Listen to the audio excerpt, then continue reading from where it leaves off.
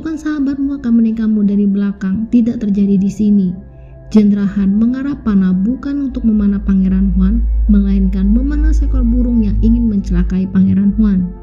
Kali ini, jika tidak ada Jenderal Han, mungkin kutukan Pangeran Huan bahwa kau tidak akan bisa berjalan meski memiliki kaki hampir saja terjadi. Apesnya, Jay ketahuan oleh Pangeran Huan dari persembunyiannya. Pangeran Huan, Jenderal Han beserta pengawal setia Pangeran Huan yang mengira Jay lah tersangka atas permanahan tersebut segera mengejar Jay. Jay terus berlari, namun lagi-lagi Jay terjatuh yang mengharuskan Jay tertangkap oleh Pangeran Huan. Dan sialnya, tepat di mana Jay tertangkap, di situ terdapat busur beserta anak panah milik pemanah yang memanah Pangeran Huan tadi. Biarpun Jay berusaha menjelaskan bahwa bukan dirinya yang telah memanah Pangeran Huan, namun bukti dengan adanya busur dan anak panah semakin meyakinkan Pangeran Huan bahwa Jay lah sang pemanah itu. Sudah tersudut, Jay memberitahu maksud dari kedatangannya, yaitu sebuah surat rahasia yang dikirimkan Pangeran Huan kepada ayahnya, yaitu Perdana Menteri Min bersama dengan hadiah pernikahan. Di sini terbongkarlah identitas Jay yang menyamar menjadi seorang pria, yang mana yang Pangeran Huan tahu bahwa putra Perdana Menteri Min ikut meninggal atas peristiwa tragedi keracunan seluruh keluarga Perdana Menteri Min. Berarti, seseorang yang berada tepat di hadapannya ini tidak lain adalah putri Perdana Menteri Min yang merupakan pembunuh keluarganya, yaitu Jay. Didapati fakta bahwa Pangeran Huan tidak pernah mengirim surat rahasia yang dikatakan Jay. Pertemuan antara Jay dan tunangannya, yaitu Jenderal Han, tak terelakkan. Jay berusaha menutup dirinya agar tidak diketahui oleh Jenderal Han. Jay bersumpah bahwa bukan dirinya yang telah memanah Pangeran Huan. Entah kenapa ada seperti kepercayaan di diri Pangeran Huan kepada Jay. Pangeran Huan membantu merahasiakan identitas Jay dari Jenderal Han dan meminta pengawal setianya membawa Jay ke camp untuk mengobati luka Jay. Ternyata Pangeran Huan berhasil membuktikan bahwa rumor dirinya lumpuh tidaklah benar.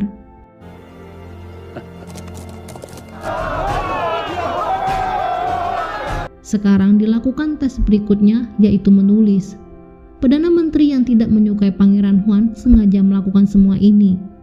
Ketika Pangeran Huan menulis, tiba-tiba tangan Pangeran Huan mengeluarkan darah dengan tidak disertai luka sedikit pun. Sontak semua kaget dengan kejadian ini, begitupun juga dengan Pangeran Huan. Rumor bahwa Pangeran Huan dikutuk hantu seperti benar adanya. Namun Pangeran Huan sendiri yakin bahwa bukan hantu yang melakukan semua ini. Surat kutukan membuat Pangeran Huan tidak mempercayai siapapun. Kecurigaan terus menghantui Pangeran Huan.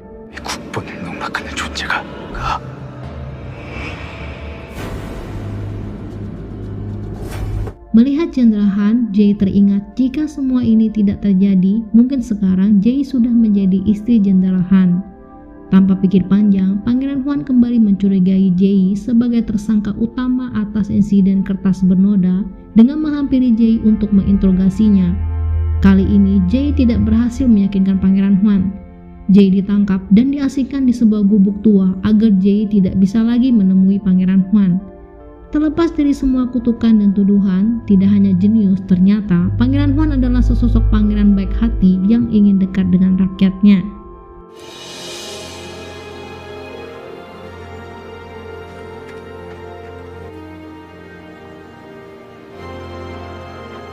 Raja sedikit lega melihat Pangeran Huan yang baik-baik saja, mengingat kejadian 1 tahun yang lalu. Begitupun juga dengan Ratu. Meskipun Perdana Menteri Wonbo ingin menjatuhkan Pangeran Huan, namun insiden kertas bernoda bukanlah ulah Perdana Menteri Wonbo. Perdana Menteri Wonbo adalah besan raja, paman dari Ratu. Perdana Menteri Wonbo ingin kekuasaan raja jatuh kepada Pangeran Myong-ah. Dengan begitu, Perdana Menteri Wonbo akan lebih berkuasa lagi ketimbang hanya menjadi Perdana Menteri. Jadi sebenarnya siapa pelaku dari insiden kertas bernoda? Siapapun pelakunya, Perdana Menteri Wonbo tidak peduli. Karena dari insiden ini, Perdana Menteri Wonbo tentu saja mendapatkan imbas untungnya. Awalnya Pangeran Huan tidak ingin menemui Jay lagi, namun terlintas rasa penasaran bagaimana Jay bisa mendapatkan surat rahasia yang tidak pernah Pangeran Huan kirim. Untuk mendapatkan jawaban, Pangeran Huan pergi menemui Jay. Jay tetap yakin surat rahasia dan kematian keluarganya berhubungan dengan Pangeran Huan. Mendengar surat rahasia, Pangeran Huan marah. Sudah kukatakan bahwa aku tidak pernah mengirim surat rahasia itu." Untuk membuktikan perkataannya benar, Jay membongkar isi surat rahasia yang ditujukan kepada Pangeran Huan. Surat rahasia yang ayah Jay terima yang ditunjukkan kepada Jay, ternyata isi surat itu sama dengan isi kertas kutukan Pangeran Huan 3 tahun yang lalu. Dan untuk meyakinkan kembali, Jay membeberkan setiap isi dari surat tersebut, dari kebenaran bahwa Pangeran Huan lah yang membunuh Pangeran Uhyun demi tata, hingga isi dan lengan bahu Pangeran Huan yang terkena panah beracun. Namun semua itu tidaklah benar. Pangeran Huan tidak pernah berniat membunuh kakaknya, yaitu Pangeran Uhyun, apalagi ingin merebut tatahnya. Bagaimana Jay bisa tahu isi dari surat rahasia itu? Meski bahwa perkataan Jay benar, namun surat itu dari seorang pangeran yang mana ayah Jay tidak akan mungkin memperlihatkannya kepada Jay, mengingat itu adalah surat yang bersifat rahasia. Dikala itu, Pangeran Huan ingin menyelidiki siapa yang telah mengirim kertas kutukan dengan meminta putra Perdana Menteri Min yang terkenal banyak memecahkan kasus, yaitu kakak Jae Yoon Jae. Namun sebenarnya yang terkenal memecahkan kasus bukanlah kakak Jae, melainkan Jae sendirilah. Itulah kenapa Jae mengetahui isi surat rahasianya. Sebagai seorang perempuan, Jae dilarang untuk ikut campur ke dalam dunia politik. Jae diwajibkan hanya mengurus urusan dapur saja. Karena alasan itulah Jae menggunakan nama kakaknya. Tidak hanya pandai bela diri, ternyata Jae seorang perempuan yang memiliki wawasan yang tinggi. Tentu saja, Pangeran Huan tak begitu saja percaya dengan perkataan Jae. Sebagai pembuktiannya, Jae memberitahu bahwa kasus kertas bernoda itu bukanlah perbuatan hantu, melainkan itu hanyalah sebuah trik. Jika Pangeran Huan melakukan apa yang dikatakan Jae, maka Pangeran Huan dapat membuktikannya. Teknik itu biasa digunakan oleh para syaman atau paranormal. Untuk membersihkan namanya dari gosip bahwa Pangeran Huan dikutuk hantu, Pangeran Huan membuktikan perkataan Jae di depan raja dan para perdana menteri. Benar saja, ternyata itu hanyalah sebuah trik belaka. Merasa dipermainkan, raja memerintahkan untuk mencari tahu dan menghukum pelakunya. Kembali rasa curiga menghantui Pangeran Huan, bertanya siapa sebenarnya yang telah mengkhianatinya. Perdana Menteri yang mana? Atau jangan-jangan Jenderal Han lah yang mengkhianatinya? Di kota Joseon terdengar rumor ada seorang tabib yang terkenal hanya dengan melihat jasad, maka tabib tersebut langsung mengetahui penyebab kematiannya. Garam yang mendengar rumor itu berpikir ingin juga membantu Jae segera mendatangi tabib tersebut untuk dijadikan muridnya. Tabib yang bernama Myongjin, kelakuannya tidaklah sebesar namanya. Hal ini membuat Garam ragu untuk menjadikan Myongjin gurunya. Namun di balik kelakuannya seperti orang bodoh, Myongjin banyak menolong dan mengobati para rakyat. Karena itu, Myongjin dihormati di kalangan masyarakat.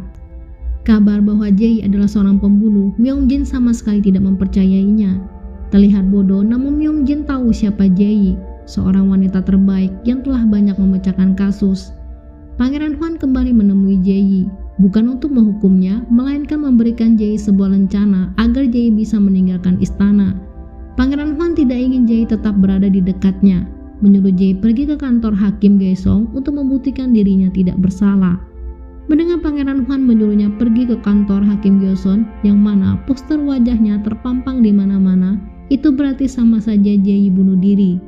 Jika Jae pergi, sudah dipastikan Jae akan dibunuh setelah mengakui sesuatu yang tidak pernah Jae lakukan. Jae kesal dan marah kepada Pangeran Huan. Jae mempertaruhkan nyawanya menemui Pangeran Huan hanya demi percaya perkataan ayahnya bahwa Pangeran Huan bisa menjadi raja yang bijaksana yang mau membantunya mencari siapa pembunuh keluarganya dan kenapa keluarganya dibunuh. Namun kepercayaan Jae sirna sebab Pangeran Huan menolak mempercayai Jae. Dimanapun Jae tidak akan selamat. Jae memilih untuk meninggal di hadapan Pangeran Huan. Jae berteriak bahwa ada seseorang wanita yang melakukan kejahatan keji. Segeralah tangkap. Teriakan ini tidak membuat Pangeran Huan menghentikan Jae. Namun teriakan rumor bahwa Pangeran Huan menerima surat dari hantu itu benar adanya bisa membuat Pangeran Huan menghentikan teriakan Jae.